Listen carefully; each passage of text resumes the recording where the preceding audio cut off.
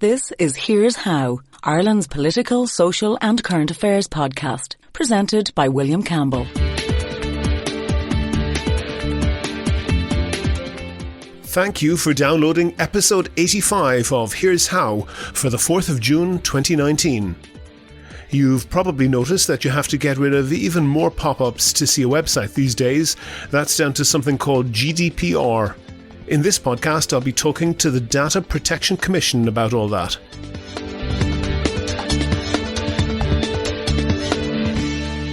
Here's How is Ireland's political, social and current affairs podcast. Make your view heard. Just dial 076 603 5060 and tell the world what you're thinking. Your voicemail may be included in the next podcast. You can find tips on recording your contribution and other ways to contact the show at here'show.ie/call.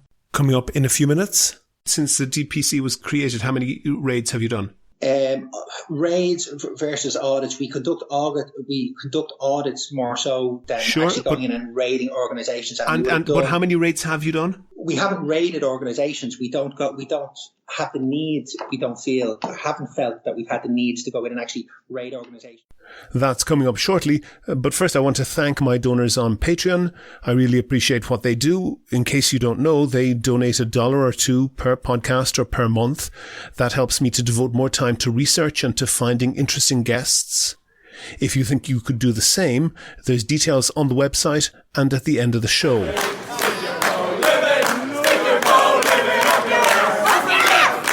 This audio is from one of the count centres in the local elections. The people singing are from People Before Profit, who lost most of their council seats, but they've come across Housing Minister Eoghan Murphy and they're letting him know exactly what they think of some of the proposed solutions for the housing crisis. In case you haven't seen the video, which was tweeted by Irish Times journalist Jack Power, there are a dozen or more people chanting, and they're at most 2 or 3 metres away from Murphy. In between them, there are a handful of uniformed Gardaí who make a barrier, but the incident petered out and everyone went on their way. We don't know how lucky we are. Eoghan Murphy is a senior cabinet minister, one of the most powerful men in the country. We live in a time and place where people can chant their disapproval of him at full volume in the strongest terms and then go about their business. I'm reminded of the case of Niall Dillon, a Dublin man who was arrested and convicted for begging in 2003. He challenged the constitutionality of the law and said that sitting outside a shop with a cup in a quiet and peaceful manner was a right that every citizen should have. The courts agreed.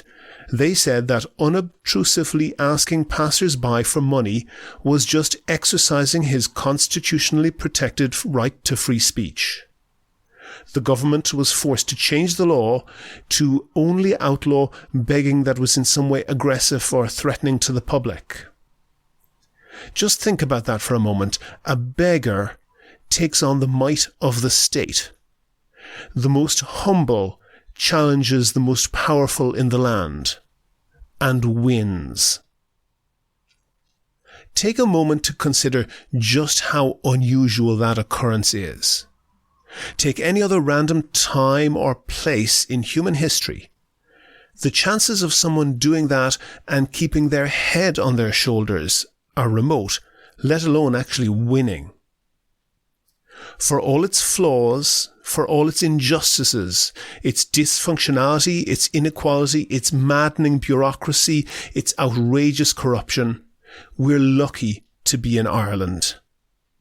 In many countries, in many of the countries that we consider democracies, the chances of boisterous protesters getting within touching distance of a cabinet minister are remote, and if they did, they'd be carted off to be beaten to a pulp in cells of a police station somewhere. The Economist Intelligence Unit maintains the World Democracy Index, measuring the quality of democracy in every country around the world by objective standards. They have a bunch of them and it generates a score. Of the 167 countries on the list, only 5 score better than Ireland, and they're mostly small with a total population of less than 27 million. So get that, of the 7.7 billion people on the planet, only 1/3 of 1% of them live in a better quality democracy than Ireland. This was not inevitable. Less than 90 years ago, in 1931, Fianna Fáil deputies entered the Dáil with guns in their pockets because they thought they might be arrested and shot. And that was not an irrational fear. That was exactly what was happening in many countries right across Europe at that time. Within the lifetime of people still alive today, someone involved in the democratic opposition to Eoghan Murphy's party had good reason to believe that they might end up at the sharp end of a firing squad. They didn't, but they might have. Of the peripheral European countries that came to independence and democracy in that period, Greece, Spain, Portugal, democracy failed in every single one except Ireland. And decades of death squads, torture, repression, poverty and stagnation followed. We don't know how lucky we are. So whatever you think of People Before Profit or of Eoghan Murphy, remember, this is what democracy sounds like.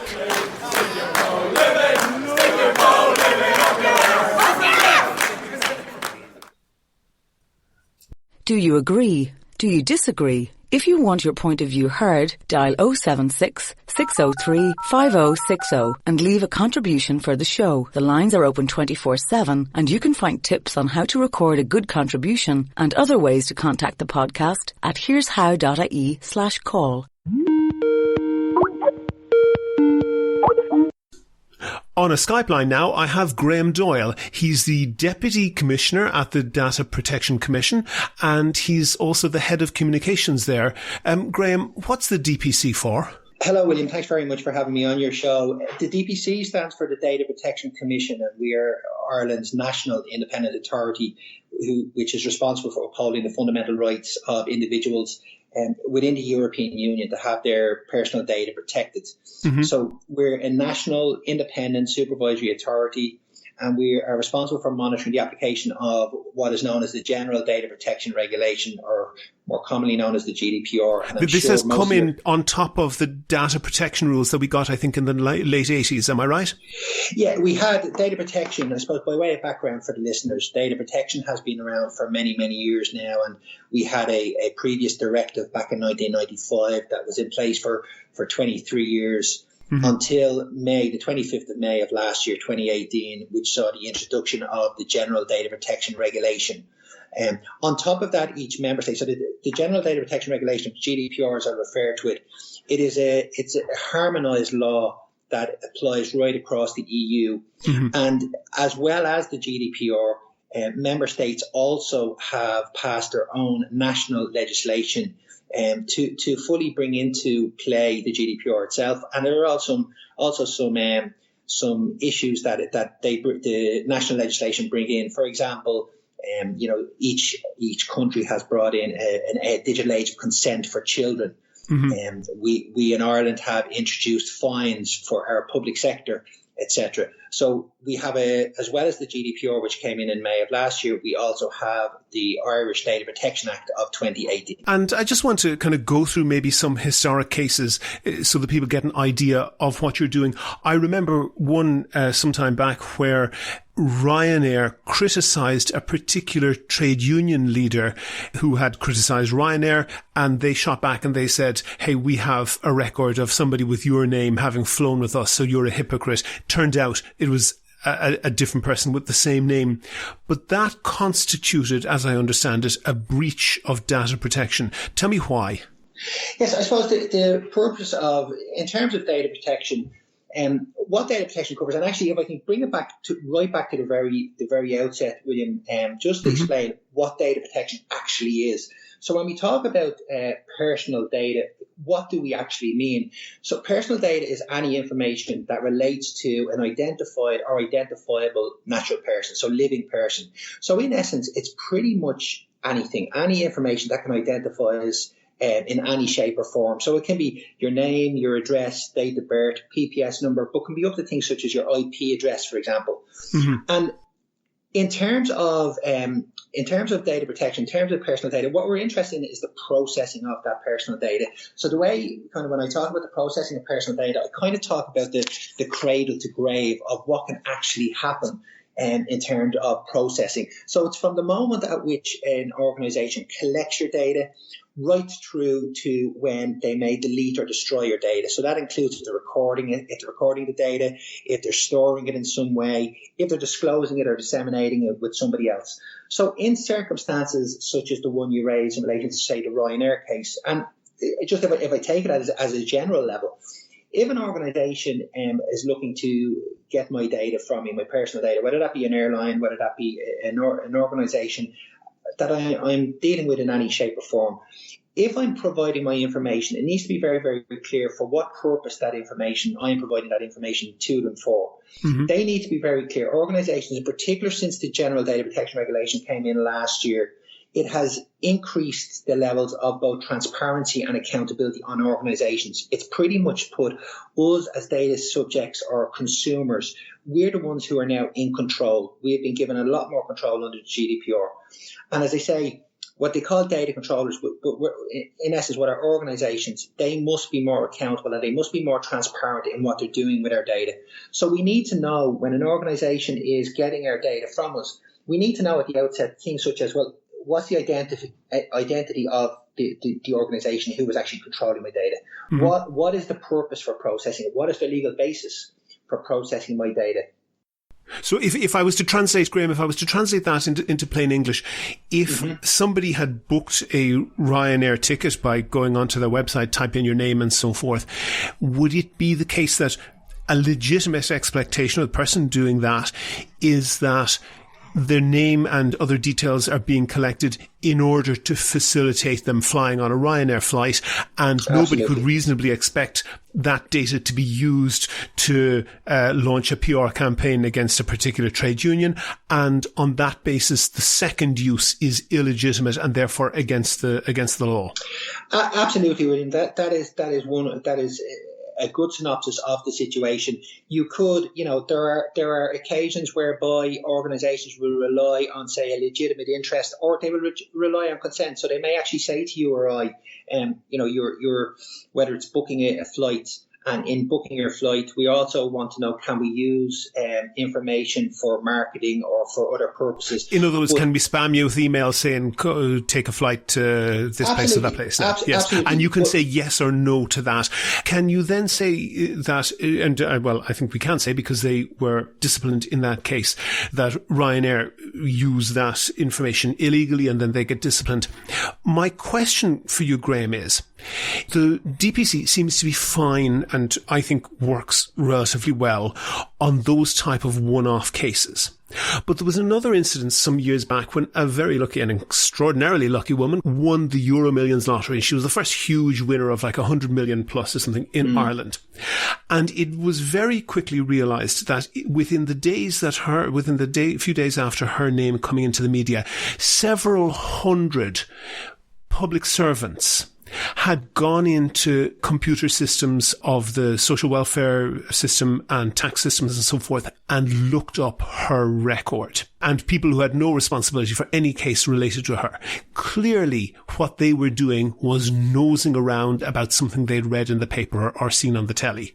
What's the protection against that? Well, again, to be honest with you, William, I wasn't around myself in data protection terms back in the day, although I do remember, obviously, when the laws. Sure, but at a systemic level, what's the solution for that?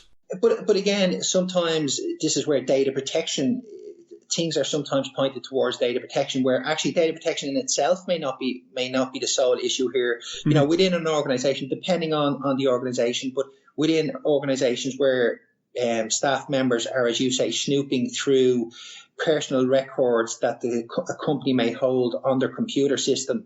It's an issue actually. And perhaps not only for kind of self-interested snooping. It's been fairly clearly established that a number of private detectives have contacts in the public service that are being used by insurance companies that are looking up private records. Absolutely. And those systemic things don't seem to have a solution that is as effective as, for example, Ryanair publishing information about their bookings in a separate context? Well, actually, William, I'd probably say the opposite in terms of the fact that if any of your listeners want to even look back over some of our recent annual reports, annual reports, you can actually see in the last couple of years there have been prosecutions that we have taken actually against private investigators who have obtained information in an incorrect manner.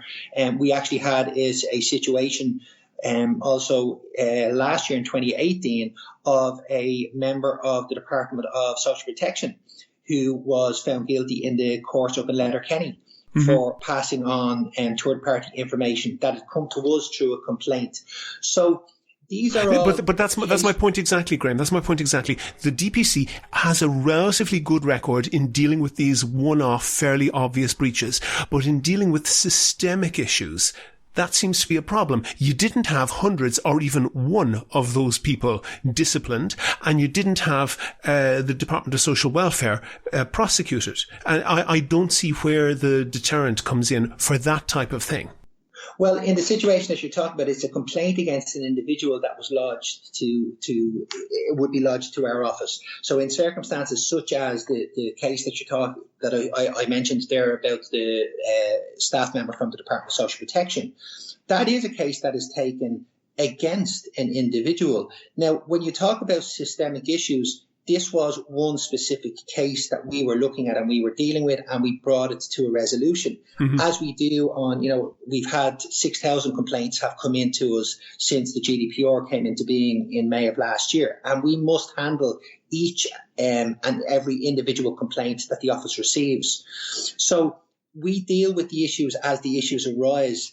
There are other areas in terms of where we look at specific, and there are specific examples where we have. Last year we conducted a report into the hospital sector, and we looked at the administration of right across a number of hospitals right across the country. So it wasn't just dealing with just one specific incident, one specific complaint. However, having received a number of complaints in a certain area about a certain issue, we did bring together a systemic way of looking at things, and we conducted audits and an investigation, and we finalised a report into the hospital sector. So we do these things as and when the needs arise. The other thing to say, though, as well, William, is that we ourselves at an office have been growing resource-wise, which is really, really important. How many staff do you have? We are now up to 137. But 5 years ago, we had less than 30. So choices, and even with 137, choices still have to be made in terms of where our priorities are going to be, what areas we're going to target and focus on. We're at 137 now. We plan to be at around 165 by the end of this year. Pause with that thought. For a moment, Graham, because one of the biggest things that you have to do. Oh, by the way, are you still over the above the Centre shop? No, well, we do still have a satellite office down over the centre shop in Port Arlington, and there's less than 30 staff down there at the moment, and plays a possibly the only centre shop that's been profiled in the New York Times and the Washington Post and so forth. Probably the most famous centre shop in Europe. And the reason that they were interested in that was because you guys are responsible for across the whole of Europe, as I understand it, regulating Facebook, because Facebook's European headquarters is in Dublin, therefore it comes under the Irish Data Protection Commission. Facebook has an annual revenue of over $55 billion. They have 2.3 billion monthly active users, and they have over 30,000 employees. It's fair to say, Graham, that probably the canteen in the law firm that Facebook uses has more employees than you guys have. Aren't you just hopelessly outgunned? Well, again, I think it depends on the way you're looking at this situation. When you talk about, you mentioned Facebook, but it's actually not only Facebook. Facebook is just one of the very many multinational big tech companies. Other little ones like Google and PayPal and eBay as well, yeah. Well, we've got Google, we've got Twitter, we've got Twitter, forgot Twitter. LinkedIn, Apple, Microsoft, quite a significant number of these big tech companies. We are, as you say, we're what's known as the lead supervisory authority across the EU. So that means if a complaint is lodged in any EU member state, that complaint comes to ourselves for investigation. And if there's any breach occurs, it comes to ourselves. But this is a question that I get asked quite regularly, and in particular through the media, in relation to this whole issue, where people talk about the revenue that Facebook have or the revenue that Google have or any of these big companies, and how do you compete with that?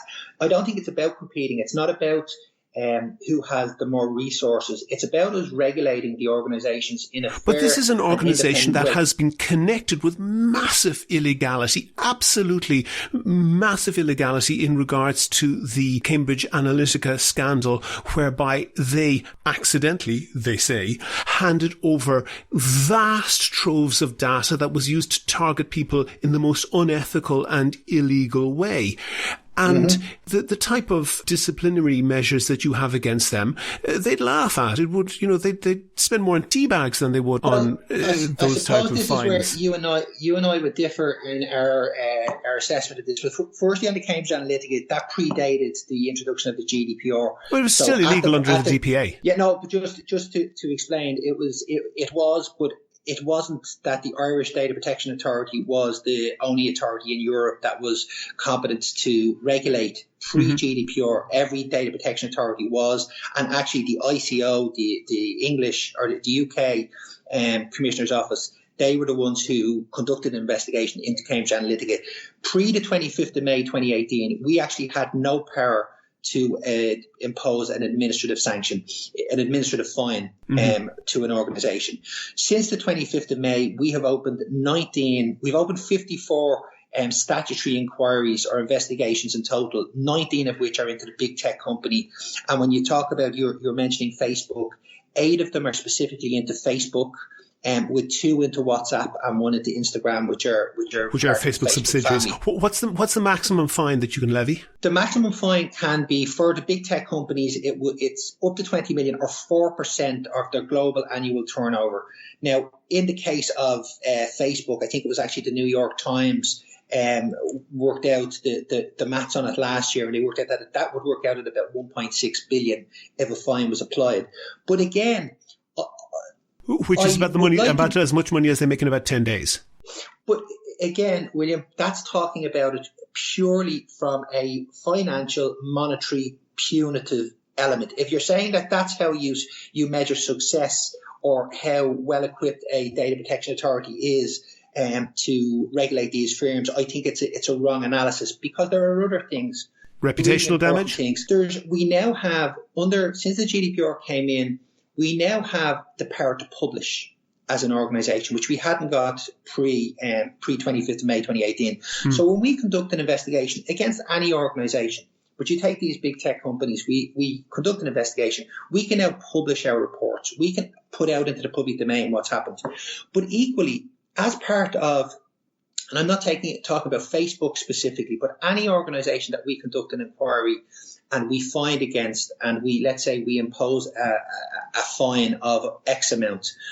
With that fine, we will also, where there is need to do so, we'll also be introducing corrective measures, which I think are probably the biggest thing, bigger in my eyes than just How would that impact Facebook? Because if you have an organisation who has a model of working, and their model is going in X direction, and we conduct an inquiry, an investigation into that organisation, and we establish that organisation is not compliant, well, we will find against the organisation potentially, we will introduce a fine potentially, but we will, as importantly, we will then apply a corrective measure where we will tell the organisation that they need to then make themselves compliant. They need to change the model and the way in which they're doing business to ensure that they're actually compliant, which again, for the end user, this is what it is really all about. It's not as a Facebook user or as a WhatsApp user or as LinkedIn account holder. It's not, to me, as the end user, it's not necessarily about, imposing a fine on an organisation. Hold on, but for a second, for Graham, because one thing that they could do in response to that is say, yeah, fine, grand boss, we'll do that, no problem at all, and just hide what they're doing better. And just to put in context what you're saying, the up to 1.4 billion in fines, I suspect that's a multiple of the total fines that you've ever imposed. But to put it in context, there was one day last year when Mark Zuckerberg personally lost about $70 billion in personal wealth because of the fluctuations in the price of the shares. So the potential of that fine, I think, is perhaps limited. But I just want you to listen to one clip that I've got prepared here, because this is Senator Brian Schatz, I think his name is pronounced as. He's a United States Senator, and they have enormous power and they have enormous staff to prepare them, and they generally tend to be quite high quality people. And I just want you to listen to this exchange between him and Mark Zuckerberg on the floor of the Senate committee. Right, but is there some algorithm that spits out some information to your ad platform, and then let's say I'm emailing about Black Panther within WhatsApp? Do I get a Black Panther banner ad? Senator, Facebook systems do not see the content of messages being transferred over WhatsApp. Yeah, I know, but that. Did you catch the dodge? No, I must have missed it. Mark Zuckerberg completely dodged that question. Oh, sorry, I hear what you're saying. Yeah, the issue about WhatsApp. Brian Schatz asked him, does the content of the messages in WhatsApp inform the advertising? And he said, truthfully, because it's encrypted, we don't see the content of the messaging. But they don't need to see the content of the messaging in order to allow it to inform advertising. They could quite easily be running something in the background of WhatsApp which analyzes the content of the message, assigns that sender or the receiver perhaps to an ad group for the purpose of receiving ads. And I've had it, and I know that other people have had it. I suspect many listeners have had it. Maybe you've had it, an experience where you get or send a message about something completely new, something you've never been talking about before on WhatsApp, and very, very soon afterwards you get Google ads or Facebook ads for that exact thing. But my point is that Senator, Brian Schatz, didn't seem to pick up on the fact that Zuckerberg dodged the question. And if Zuckerberg wasn't using that, if Facebook were not using that data to select ads to show to people, surely he would have just said, no, we don't do that, straight out of the gate, rather than dodging the question. Well, again, if I can bring it back to our own role here, William, in terms of our regulating of the big tech companies. Yeah, but do you, for example, Graham, get to pick apart the code in WhatsApp to see what they're doing with the data? If that's where our investigation if that's where an investigation will be focused, absolutely. So you'd get to see the source code of WhatsApp. We have the power as a regulator to conduct investigations. We can get organisations themselves under Section 135 of the Data Protection Act. We can actually get an organisation to go and to pay for an independent external company to go in and to conduct an analysis on our behalf of the organisation. Can you do a no-knock raid on Facebook to seize computers to analyze the code? Because, of course, if they're willing to lie, which it seems clear that Facebook are, if they're willing to lie, then they easily within their capability to send a sanitized version of that code. We do have the power to audit companies. We do have the power to go in and raid an organisation, not just Facebook. Where we feel it is warranted to go in and do so, we could. How many raids have you done in the past year? We haven't done any, and we haven't concluded any of our inquiries as of yet, William, because no. I mean, totally of all the companies ever since the DPC was created, how many raids have you done? Raids versus audits. We conduct audits more so than actually going in and raiding organisations. But how many raids have you done? we haven't raided organisations. We don't have the need. We haven't felt that we've had the need to go in and actually raid organisations in the way in which you're portraying it here. Mm-hmm. We have multifaceted engagement with organisations, William.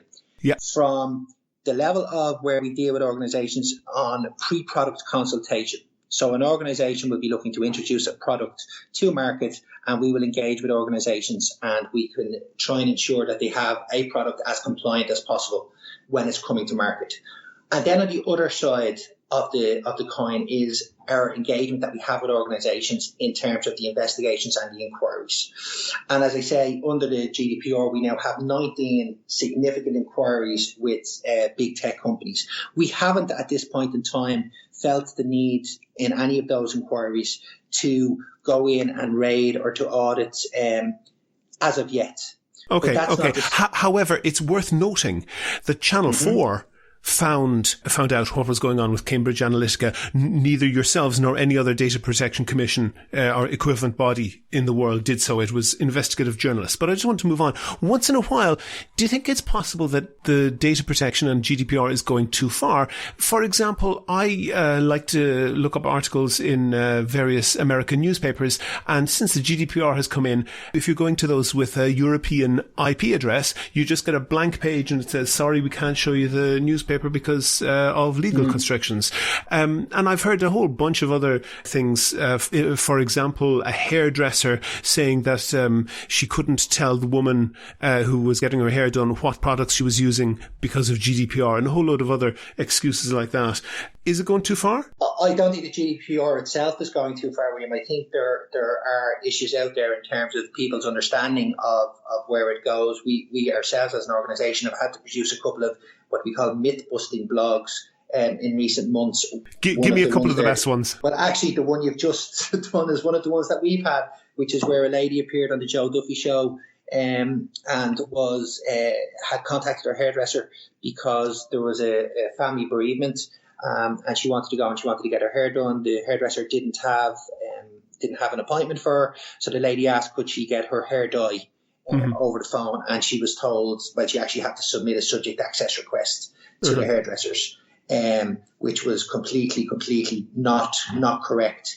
There's absolutely no. Any other examples? Yeah, there's been a very recent one that got plenty of media attention around the post office and the removal of public bins from public places, whereby it was felt that there was a data protection reason for the removal of said bins, and we were very clear. We came out categorically stating that there was no GDPR or data protection element or reason to be removing bins that members of the public would be putting their rubbish into. If you follow the likes of that on, William, in that case you would never have any bins in a public place at all.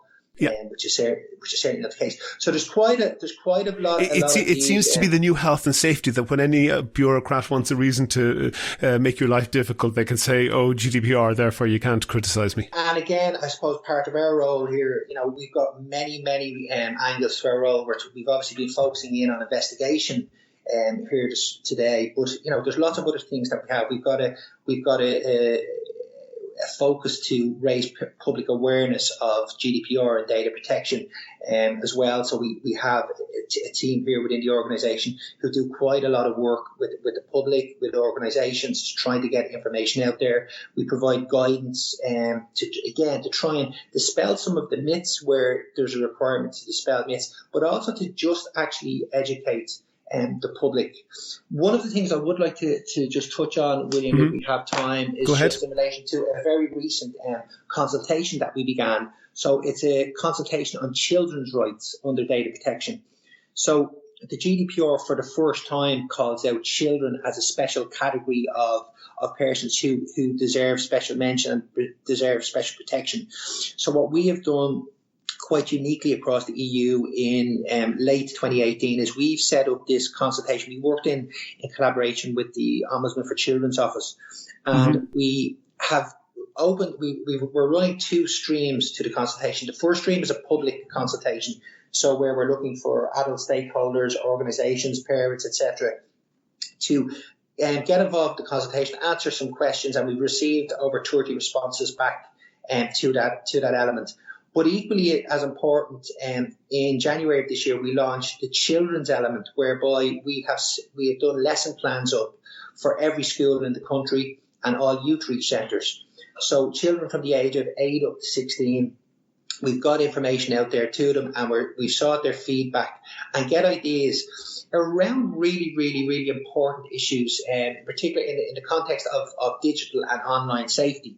So I mentioned earlier that the Irish Data Protection Act, it sets the age of consent, the digital age of consent here in Ireland at 16.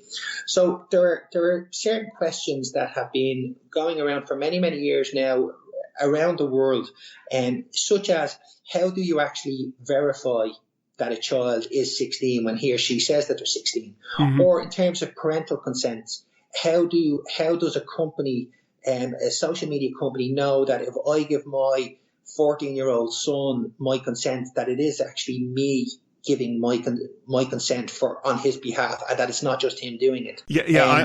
I'm sure people in various contexts are familiar with clicking on a thing, I am over 18, but I don't want to. I don't want to go through that. And what I will do is I will link to that in the show notes of this, because I want to try. And I understand what you're saying, and I want to try and keep focused on this, because I have one last topic I want to deal with you. In May 2013, Alan Shatter said on RT Prime Time, told about a particular alleged offence that had been committed by Mick Wallace, then TD, and it would appear that he got that information verbally from the Garda Commissioner, Callanan, and he used that essentially as a political tool in an attempt to damage the reputation of Mick Wallace. Mick Wallace took a case against that, and 11 months after Mick Wallace had brought the case, the then data protectioner, who was Billy Hawkes at the time, previous to Helen Dixon, who is now the newly reappointed commissioner, he made a statement 11 months after the complaint had been made, saying that he would allow another month to see if Alan Shatter and Mick Wallace could settle the dispute amicably. Are you sure that's proper? That seems terribly improper to me, because, first of all, we all know that Mick Wallace and also his colleague Claire Daly had played a very central role in highlighting serious corruption within the Gardaí. It would seem that a Garda Commissioner who has still very serious question marks over him and the way he conducted his office supplied this information to smear Mick Wallace. And anyone who thought that Mick Wallace and Alan Shatter would come to an amicable settlement of that seems to have very little understanding of the political reality of that. But even if that wasn't the case, even if there wasn't that personality clash, when you've got an individual against the might of the state, where somebody is placing a lot of pressure on them to come to an amicable settlement, that essentially means that whoever is the more powerful entity gets their way. Isn't it the requirement, the purpose of the institutions of state, including the Data Protection Act, are to prevent the powerful from running roughshod over the rights of the individual? Isn't it just on a point of principle wrong that people should be put under pressure by delaying cases to settle them amicably? They should be settled by the law, shouldn't they? There's a couple of points that you're making that way, but just the basic principle and the basic idea of amicable resolution. Mm-hmm. When we're dealing as an office with complaints that we get complaints that come in here, when we're trying to deal with them amicably, firstly, it's not that we're looking to put pressure on any individual where we're saying it must be done in this way or it must be done in that way. But that's the reality of the outcome. What we quite often see, William, is that people come to us with complaints, and actually we spent a huge focus of the interview, again, as I say, talk about big tech. Mm-hmm. But the big tech companies actually form less than 10% of the complaints that are actually made and received to this office. Mm-hmm. And around one third of the complaints that we received up until the end of last year, since GDPR came in, were into things known as subject access rights. Yes, so that's saying I want to get information about myself. Absolutely. Maybe I'm an employee and I want to see my employee records. Yeah, absolutely. And that includes public sector, private sector, etc. Quite often what we do and how amicable resolution comes in is that the individual is not necessarily looking for a long drawn out process whereby it's going to take a bit of time, may even end up in a courtroom. Mm-hmm. What the person is coming to us for is an actual resolution to their problem. Yeah. They want us to try and help, and they want us to get to the bottom of whatever it is they're looking for. And somewhere around just over 1/3 of the complaints that we closed last year, a significant number of them were done through amicable resolution. Okay, but that's a very, very different context to where you have someone like Mick Wallace, who was central to the highlighting of many, many very, very serious cases of Garda corruption. We know that his colleague Claire Daly was arrested and handcuffed in highly irregular circumstances. So you're dealing with people who are right at the cutting edge of state corruption. And when you say then, oh, well, we've sat on this for nearly a year and not issued any finding, and we're going to sit on it for another while. Justice delayed is justice denied, isn't it? Well, in circumstances, I don't want to get into the specifics necessarily of these individual issues that were going on, but to take to an extent the one that you're talking about, it would not have been the case that this office would have been sitting on something for 11 months and doing nothing. They would have been trying to, and we're trying to, resolve the matter in some way. As you said at the outset, if a decision was made by the Commissioner of the day to give it one more month to see if it could be resolved, there was obviously a feeling that it could be at the time.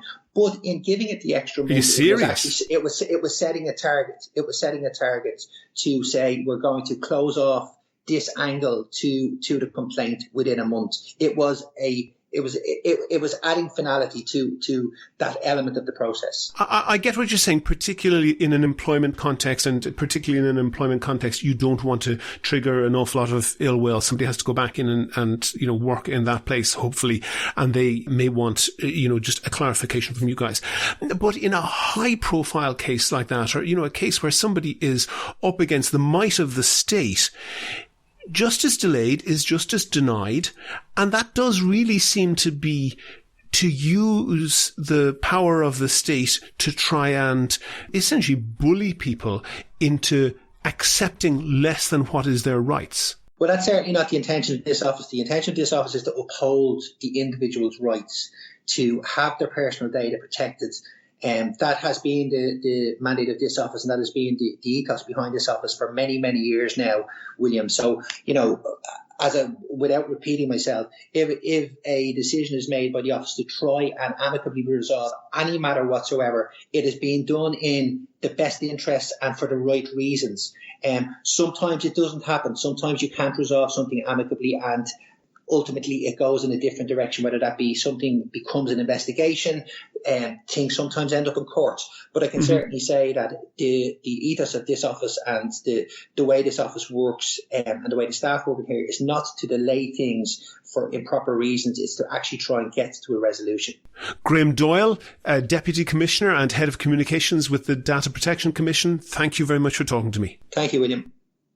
Make your view heard. Dial 076 603 5060 and leave a contribution for the show. You can find tips on how to record a good contribution and other ways to contact the podcast at here'show.ie/call.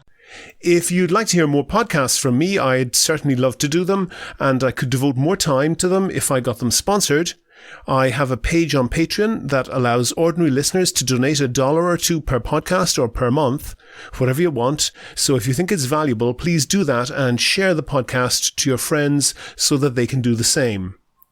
Go to the website for sources and references from the show. And while you're there, please like the show on Facebook, follow at Here's How Podcast on Twitter, and follow the Data Protection Commission at DPC Ireland. And get in touch with me if you can suggest a guest or topic for a future show. Also, you can find out how to subscribe to the podcast for free on your computer, on your phone, or by email. All that, including my Patreon link, are at www.here'show.ie. The next show will be uploaded next Tuesday, that's the 11th of June. I'll have an interview with the Head of Communications with the Broadcasting Authority of Ireland. The Here's How podcast is produced and presented by me, William Campbell. Thank you for listening.